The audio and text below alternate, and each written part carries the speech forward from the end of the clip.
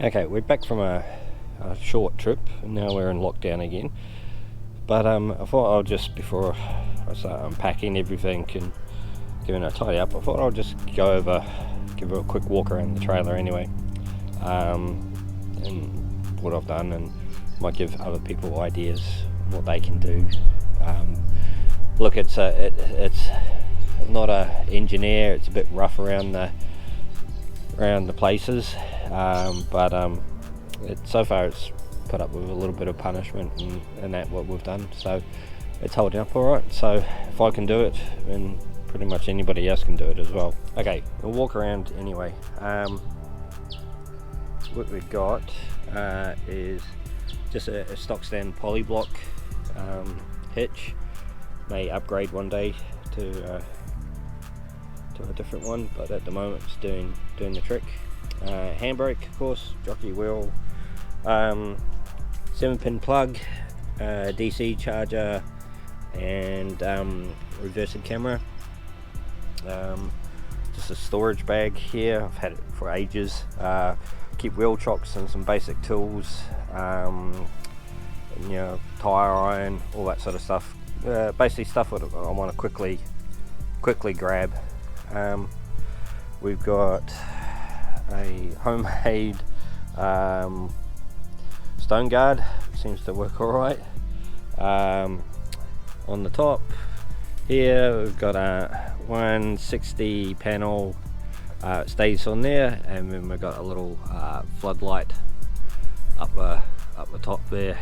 Come around to this side, we've got basically just a box that we keep ground covers and some warnings. Of course, my charcoal starter toolbox. Down here we've got support legs to keep it steady. This is actually a tap for my hot water and washing tap. Pool noodles, of course, for the kids. We've got level chocks here. This is sort of the kitchen side of things. This is actually a stand that comes out and puts in here, so we've got an extra fridge. Underneath we've got 2 water tanks, one on this side, one on the other side, 59 litre, 7-leaf suspension, leaf spring, and 45mm square axle on there. 10-inch electric disc brakes with a Heyman Reese controller, and 6 stud pattern. So this is a removable rack through here, so I can take this off. Storage bags, normally like camping chairs and all that sort of stuff, we've got strapped on. Up the top there we've got a 2 by 2.5 meter awning, and that's for sort of give us some shelter for the kitchen. Dutch oven, of course. Right up the top is some storage boxes. Just to show you that even though we've got this up here, we can still access, which is handy, the sort of the kitchen side of things. This is actually a dust cover which rolls up. I'll just show you my the kitchen bench idea that I had. Couldn't really have anything to slide out, so what I did was came up with this sort of folding idea. You lift it up, we've got a support leg, goes down on the bench there, and then the top half, another support leg, lift that up, and that goes down on that side, and that's it basically. Like I said, it's a bit rough, but does alright. This paper towel holder and these Oki straps here holds like a oats drawer container, so one on each side. We normally have our dishes and stuff, but I'll show you that in a different video.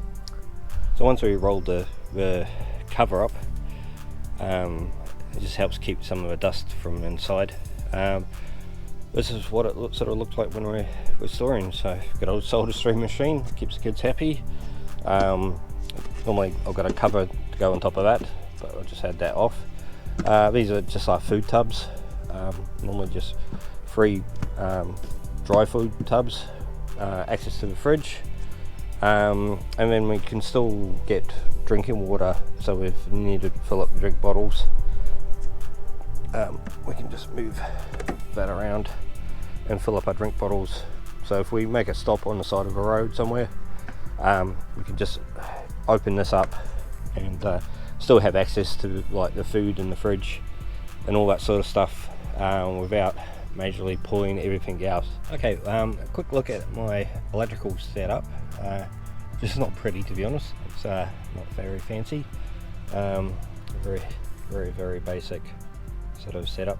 But anyway, so I've got basically here a control panel. It's just all the fuses are in it, inside it. So I've got this voltmeter. First it shows me watts and amps being used, the battery and what energy. I've got a main switch for the water, which controls the drinking water, but also the pump for the drinking water and the pump for a numble tap for hot water. Rooftop tent switch, I've got power, USB power up into the rooftop tent, so that helps switch that on. So that's all controlled by that main switch there. Light socket, 12 volt socket up there, but I use for the LED lights. Just a normal 12 volt socket here, 2 USB ports here, a Anderson plug to the Evercool 95 litre fridge, which is here, so it's just permanently attached. It's got its own switch, so I can have that switched on independently here and run if I need to. A little meter from my solar tells me how much juice I'm getting in from my solar. My solar regulator, these are Voltatronics, they're really good, a lot better. And just one thing that a lot of people don't say, and when you buy your solar panel, sometimes it's got the regulator already attached to the solar panel. You should try to move your regulator closer to the battery, not closer to the solar panel, because you lose basically currents and that coming from the solar panel by the time it gets to the battery. So it could be reading 12, but with the regulator close to the panel, but by the time it gets to the batteries, it could be down to 10 or something, depending on how long your cable is. So try to put your regulator closer to the battery, like mine is. I got this little iTech World voltmeter as well for the batteries. I'm a very simple person, and this is all great, 13.4 volts, but unless there's 2 switches in it, I can look at it and go, it's 100%. It's a little bit simpler, easier to read on that sort of thing. It has got an on and off switch, but I already had a voltmeter here, so this was just a good replacement. Water meter. Now this one measures the water flow through the drinking water. So 2 59 litre tanks. So I normally set it to 100 litres, which is slightly less than it's capable of, just to give me a heads up before the alarm will go off. So it measures the actual flow of water through a sensor going out the tap, rather than how much water's in the tanks. Kitchen lights for this. It gets you those on and off. Also floodlights, so that's a main switch for floodlights. There's a one on the front, one in the back, but they're individually got switches, waterproof switches on the outside of it as well, mainly because back floodlight rooftop tank folds out the back, so we don't want to turn that on and then get blinded inside the tent. So this is the main switch, and then we've got a individual on and off switch by each of the front lights, floodlights in the front and one in the back. So you can have the front floodlight on and then have the other one off. So that's that. Down here further under this, I've got a Nexus Nico mains power charger going directly to the batteries. So if we're pulled up at the site or am I home, I want to boost up the charge, I can just plug it in here. I've got a little flap here, it's got the plug, and I've also got a 12 volt extension. This comes out because I have a second fridge that's individually fused and switched to the battery as well. So that's on there. Just a little cover, keep some of the dust off it, although it's got a plug in that. So that's it on this side. We've got little things like a little weather gauge and time, and a 12 Bluetooth speaker. These little remotes, one's for the pump for the hot water. So if we're in the shower and we want to turn the pump off, we can just take this to the shower and use it that way. At the back of the trailer, I've got a Nubble power socket that I can put lights to the boys awning tent, and that's an on and off switch for that, for a remote if we need to. I'll show you where the batteries are. So the battery setup, I've just got two iTech World lithium batteries, 120 amp hour, set up in there. Really light, like 13 kilos, 12 to 13 kilos each, compared to my old two batteries, which were almost 30 kilos each.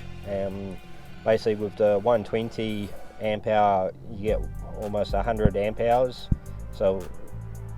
out of them. So I've got 200 amp hours worth of battery, whereas my other two batteries, I was lucky to get 100 amp hour out of them, and they were twice as heavy. So these were on special as well, so it was a bonus. Look out for these. They've been great, quick charging, really light, so really happy with what I'm getting out of these at the moment. On this side of the trailer, I've got my battery box here. I've got iTech DC charger just up on the side there. On this side also, I've got a Nubble LED light from here, individually switched. So you can have lights on this side of the tent for getting stuff out, or this is generally where the side that the boys will sleep on, so that will come out from that side. Just carrying around, got a little storage container in here. Basically it just has bits of wood, leveling, and it has access to the water tanks, so I need to fill the water tanks. I can fill it from there. Gas bottle. My kitchen bench for my stove hooks onto these, and there's a set of legs. This falls out and the legs go through here and stands up, but when I show you the kitchen, you'll see that how that works. Back leg supports, so when we camp, open up the trailer. Top pole holder, of course. A couple of the King storage bags, so I've got one on this side and one on this side. We can roll both up when we're not using them, like this one's rolled up. We normally put rubbish in this one, so that's that side. Here I've got two jerry cans. We use these for mainly washing and showers. There's a pump, water to the pump, there's a connection under here, and then it gets pumped up through this one into the tap for this one. If we have a shower or a hot water system that we hook up, that will put another hose connection onto here. But with this setup as well, I can actually pump water from a creek, or fill these up if I need to from another water source. Reversing camera, which is handy, saves a bit of arguments sometimes. Been bashed from last time. No storage box is pretty much for pegs and stuff. Floodlight and the King's rooftop tent through there, and it comes off the back over the back here. Now and sideways there's a scissor jack. This top bit of where the rooftop tent is can be lifted up, so we've got pins on each side, and if we can't level the trailer without it being too wobbly, for instance, we can jack up using the two scissor jacks. A few more cables. The rooftop tent's actually hooked up with power, so we've got a USB charger up in there, which is handy. Got a couple of lights, and we can charge our phones if we need to anyway. Of course, no pole holder. We've got a dining tent sort of attachment onto the awning, so that's where most of our poles go from here. Second gas bottle. Just another thing too, never throw these things away. You get them when you basically do swap and go, or you fill up your gas bottles. It's just handy to keep the dust off out of your cylinder when you're traveling. So I always keep these, and then if I lose one, I've got extras, but yeah, just keep the dust off. Another storage box we keep. These bits of flat wood are actually quite handy, just to try to balance, level things up. And then we've got like guide ropes and all that sort of stuff in there. This side is mainly storage in here, toilet mats and all that sort of thing. Second storage bag up here, basically camp chairs, spreader poles, all that sort of stuff. Removable rack as well on this side. Up the top here, we've got a swing out kick-ass shower tent, which is quite handy, so we can just swing this open. Another awning, 3 meters by 2.5 meters on that side, tent that goes underneath it, so it hooks on underneath. And we mainly use that for the kids if we're staying base camping for a long time. Here we have, I'll keep my compressor and bottle jack in there, so it's nice and handy. And we're back around the front again. So legs on each side, so 4 legs. We've got our treads, recovery boards, my bag for my hoses, so just easy accessible if I need to top up the water tanks. Expandable ladder, 2.4 ladder, just sits up in there and that gets pulled out. In here, that's my 2 jacks for the solar. So I've got 2 Anderson plugs, one's for the permanent, and this one here I put the portable 160 panel onto that one. Basically the trailer, what I've done. So that might give you some ideas on how we do things, how I've done it. If you've got your own tradies trailer that you're trying to figure out. Hey, thanks for watching. If you want to check out the places we visited for yourself, there's more information in the description below. Hit the trailer icon to subscribe, and here are some more of our camping adventures.